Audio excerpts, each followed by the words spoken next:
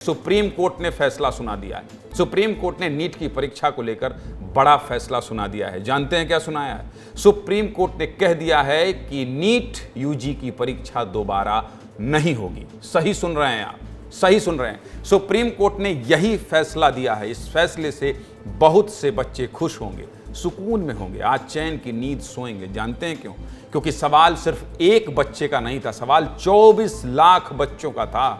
अगर परीक्षा दोबारा होती तो 24 लाख बच्चे प्रभावित होते। ये सिर्फ मैं नहीं बोल रहा हूं, ये बात ज्ञानेंद्र तिवारी नहीं बोल रहे हैं, ये बात देश के सर्वोच्च न्यायालय ने कहा है। समझ रहे हैं ना? सुप्रीम कोर्ट ने कहा है।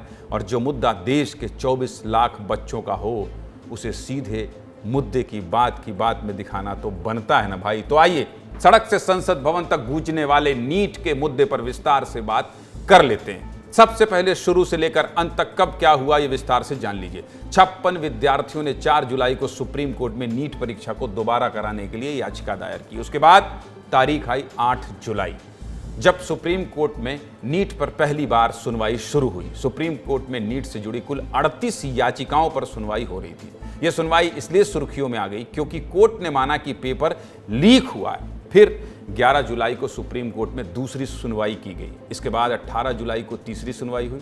इस सुनवाई में कोर्ट ने सभी परीक्षार्थियों के सिटी सेंटर वाइज रिजल्ट जारी करने का आदेश दिया। फिर 20 जुलाई यानी शनिवार को एनटीए ने नीट परीक्षा के परिणामों को जारी कर दिया। फिर आज यानी 23 जुलाई को सुप्रीम कोर्ट ने अपना फैसला सुना दिया। और क्या सुनाया है कि नीट की परीक्षा दोबारा नहीं होगी। बच्चों का एक वीडियो दिखाता हूं, दिखा दीजिए भाई। जब से नीट में धांधली की खबर आई थी, मेहनत से परीक्षा देने वाले बच्चे परेशान हो गए, सोचने लगे फिर से परीक्षा देनी पड़ेगी, इसलिए नो रीनीट का बोर्ड लेकर प्रदर्शन करने लगे। मतलब नीट की परीक्षा दोबारा ना हो। और इन्हीं बच्चों को आज सुप्रीम कोर्ट ने खुशखबरी दी है। बहुत शोर शराबा भी हुआ, खूब राजनीति भी हुई, या यूं कहें अभी भी चल ही रही है। संसद में आप देख ही रहे हैं अखिलेश यादव और राहुल गांधी क्या कह रहे हैं। लेकिन अब फैसला आ गया है। मामले की गंभीरता और छात्रों के भविष्य को देखते हुए सुप्रीम कोर्ट ने महज 20 दिनों में फैसला सुना दिया। अब इतना बड़ा आरोप था तो जज भी बड़े होंगे ना। इस सुनवाई को भारत के सबसे बड़े न्यायाधीशों में शुमार 3 जजों की खंडपीठ ने किया। इनमें जस्टिस जेबी पारदीवाला, जस्टिस मनोज मिश्रा और खुद CJI DY चंद्रचूड़ शामिल थे। बड़ा फैसला था, लेकिन इतना बवाल हुआ, इसकी वजह क्या है ये भी जान लीजिए। मुख्य मामला था पेपर लीक और ग्रेस मार्क्स का। 4 जून को नीट परीक्षा का परिणाम आया, जिसके बाद पूरे देश में पेपर लीक का मुद्दा छा गया। फिर एक प्रश्न के 2 उत्तर और कुछ छात्रों को दिए गए ग्रेस मार्क्स को लेकर पेच ऐसा फंसा कि मामला सुप्रीम कोर्ट तक जा पहुंचा। पेपर लीक और ग्रेस मार्क्स को लेकर एक के बाद एक याचिकाएं पड़ी और फिर सुप्रीम कोर्ट में सुनवाई शुरू हुई।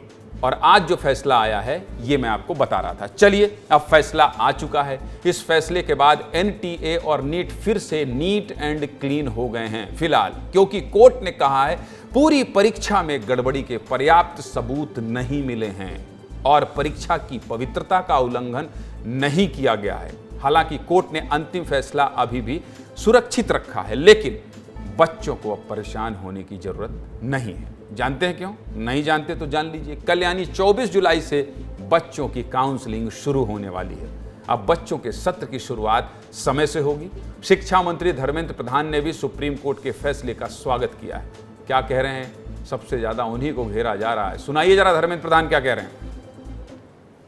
देश की विद्यार्थियों के जो परीक्षा होते हैं, आगे की पढ़ाई के लिए हो या नौकरी के लिए हो, उसमें zero tolerance of any kind of breach और सैंक्टिटी ऑफ एग्जामिनेशन हमारे लिए सर्वोपरि है।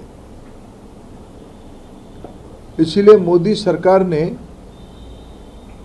Public examination prevention of unfair means act जैसे सख्त कानून को अमल में लाया है।